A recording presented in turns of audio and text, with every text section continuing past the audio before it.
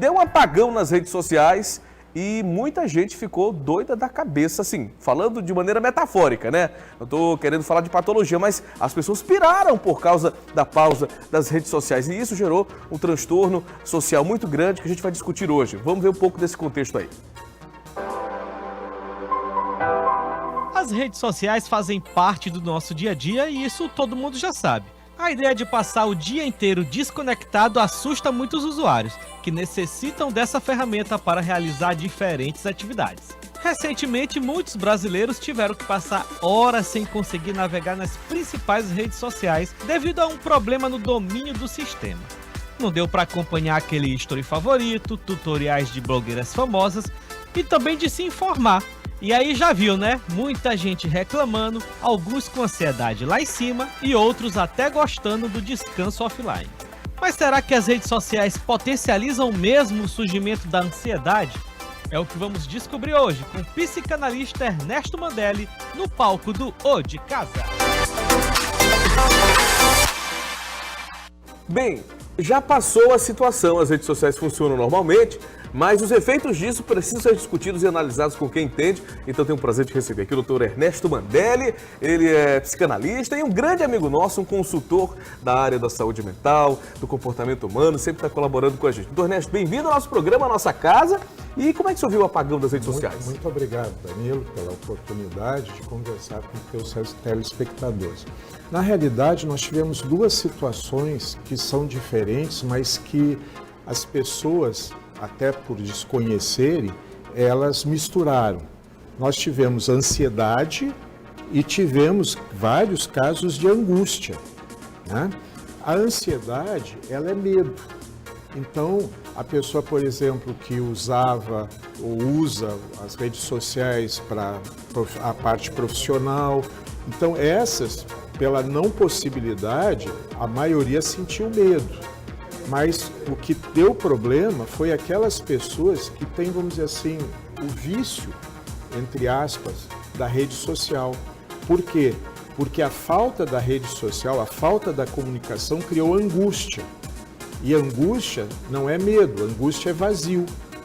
Então, o grande problema foi isso, foi a falta. É como se, por exemplo, alguém, né, que é um alcoólatra, de repente não pudesse ingerir a bebida. Então, o que ele teria? Ele teria uma síndrome da abstinência, que seria exatamente uma questão de angústia, e não só, não exclusivamente de ansiedade.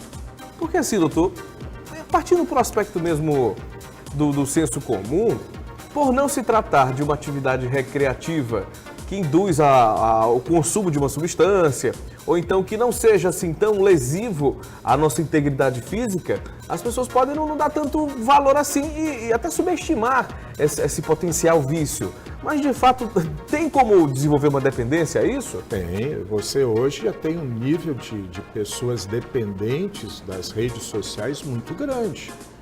E algumas delas já estão procurando tratamento. E o tratamento é o semelhante quem é um adicto, né? Um usuário de drogas, ou um comedor compulsivo, ou um alcoólatra. E isso é o grande problema hoje, porque as crianças já estão entrando nesse processo de terem esse vício, né? Porque o que é o vício, né? O vício, na realidade, é uma compulsão, você não consegue deixar de fazer. E quando você não consegue fazer, você cria essa sensação de vazio, né? Então, de uma maneira, vamos dizer assim, simplificada, o vazio, se ele não for tratado, ele pode te levar ao suicídio. Mas a ansiedade não, porque a ansiedade é medo, né? Então a ansiedade, o medo não te deixa muitas vezes recorrer ao ato do suicídio. Então essa é a questão, né? Quer dizer, você começa já de cedo as crianças a colocar elas como atividade, né? Então a criancinha lá de 7, 8 meses, ela já consegue passar com o dedinho e achar, inclusive, o que ela quer, muitas vezes o desenho.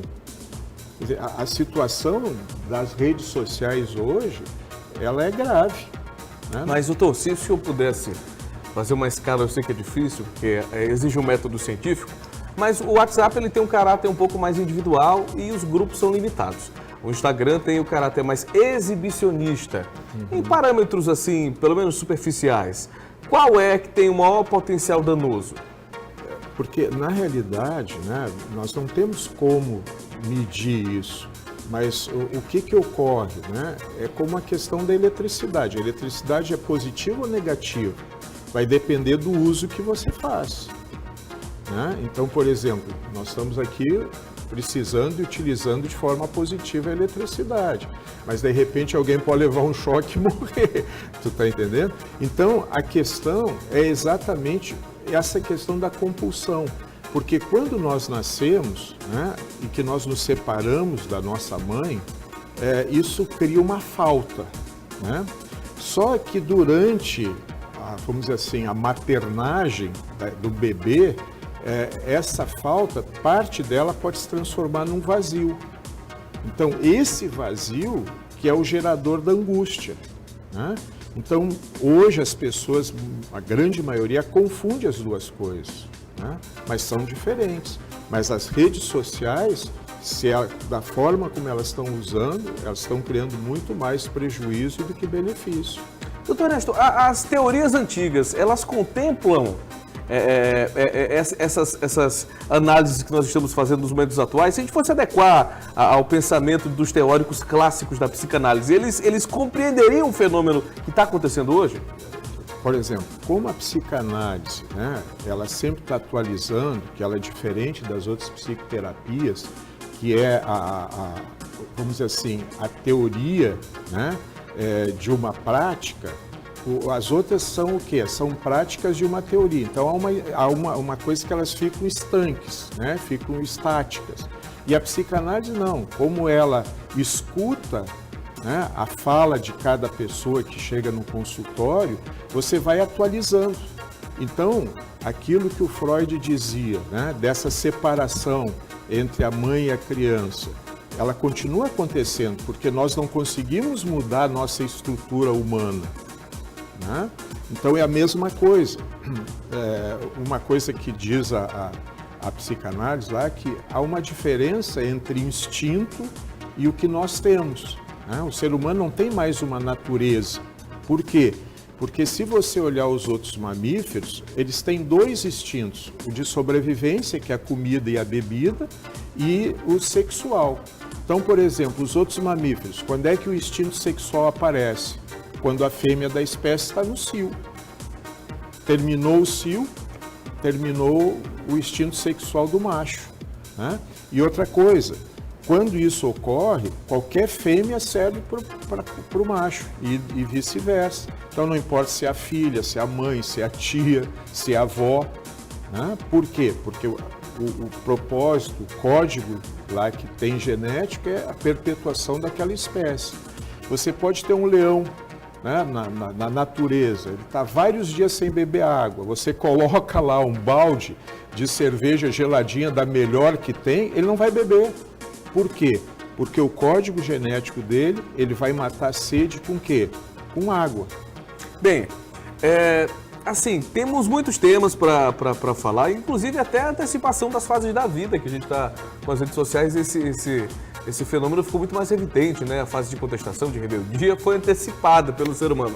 Mas, doutor Ernesto, eu queria saber como é que faz para ter acesso mais às suas pesquisas, a conversar mais sobre o seu trabalho. Fique à vontade e obrigado novamente pela sua presença. Tudo bem, quando eu vou aceitar com o maior prazer outros convites, né? Olha, normalmente eu tenho uma rede social, que é o Facebook, tem um grupo, né? Psicanálise e Sexualidade, né?